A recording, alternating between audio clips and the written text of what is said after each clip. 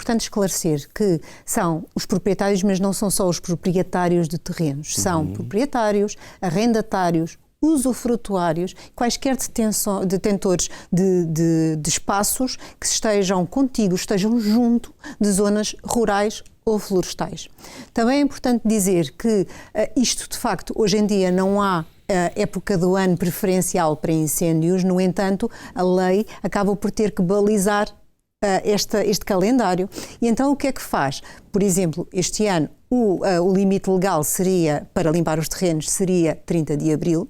No entanto, tendo em conta a conjuntura, tendo em conta o tipo de inverno que tivemos, que foi mais úmido, com mais chuva, acabou por se prolongar até ao final deste mês, 31 de maio.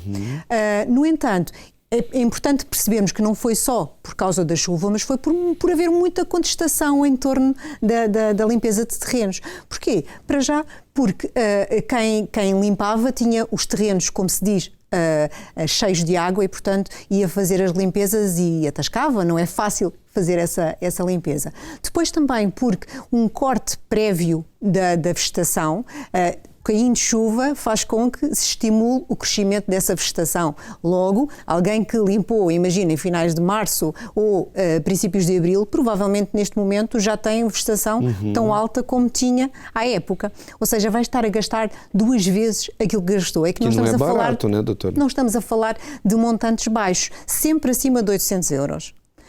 Ou seja, nesta conjuntura económica... Isso dependendo do terreno, ou é por hectare? Tem uma...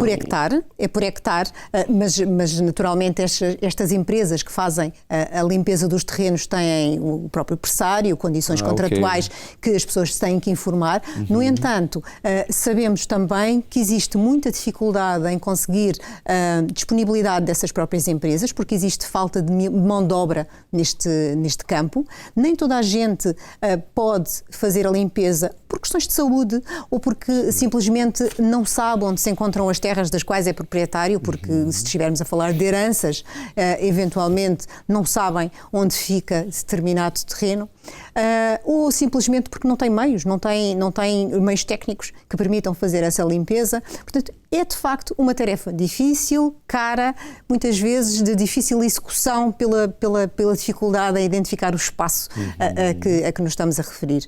O que não se sabe de facto é que depois isto pode resultar em consequências desastrosas, não só para o meio ambiente, não é? Como até para a própria carteira, quando estas pessoas acabam por ser contraordenacionadas por parte das autoridades, porque ao fiscalizar detectam um imóvel que, enfim, que não reúne as condições de limpeza exigidas pela lei e que mais à frente podemos falar. E o que é que esta entidade fiscalizadora faz? Sinaliza, notifica o proprietário.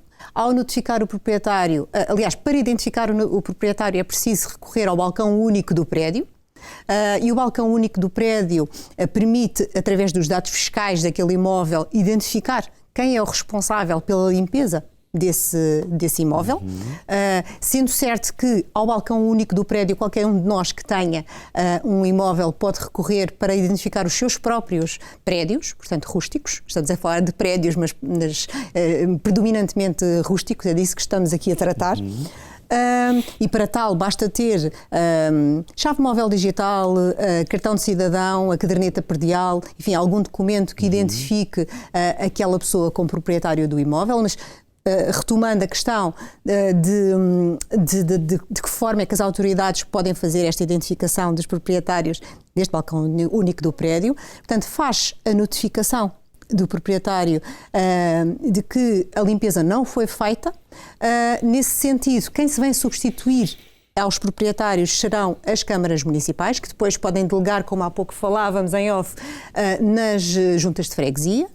Mas tudo isso é feito em tempo hábil, por exemplo? Quando é detectado, é executado antes da questão, por exemplo, do auge do calor ou de um possível foco de incêndio? Muito dificilmente. Dificilmente. Muito dificilmente, porque quando estamos a falar de falta de mão de obra para os particulares, essa falta de mão de obra também existe para as entidades que fazem as limpezas oficiosas, ou seja, para as câmaras municipais ou para as juntas de freguesia.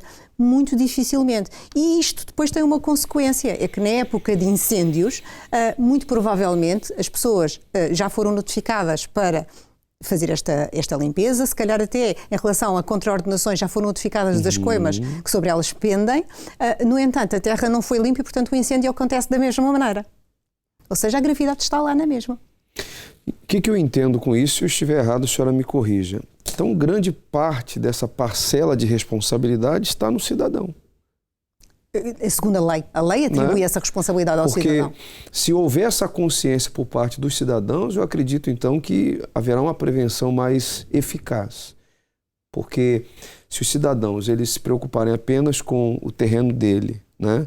Deixar o do vizinho, da direita, da esquerda, ser autuado pelas entidades ou ser notificado, esse processo demorado pode colocar em risco toda aquela zona, aquela área. Pode. No entanto, realmente os problemas que o cidadão enfrenta para fazer esta limpeza do terreno, muitas vezes são verdadeiros obstáculos à limpeza destes terrenos. Porque, lá está, é caro, nem toda a gente tem os meios adequados, capacidade financeira para suportar, mesmo que não vá por suas próprias mãos limpar o terreno e queira pagar a alguém. A verdade é que é caro. E é caro e que muitas vezes o próprio terreno não justifica a despesa inerente à limpeza. Ou seja, fazendo ali um balanço de custo-benefício, acaba por, de facto, não ser muito vantajoso a título pessoal.